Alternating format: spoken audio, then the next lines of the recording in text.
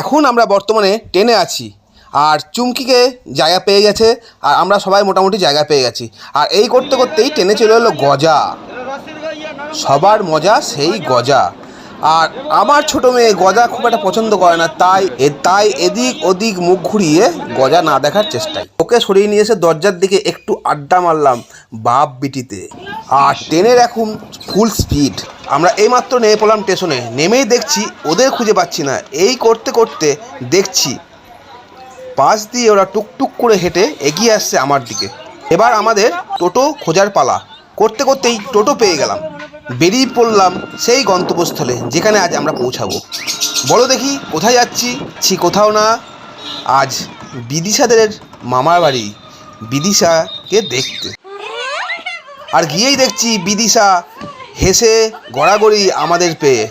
তা ব্লগটা কেমন লাগলো অবশ্যই জানিও কমেন্ট বক্সে।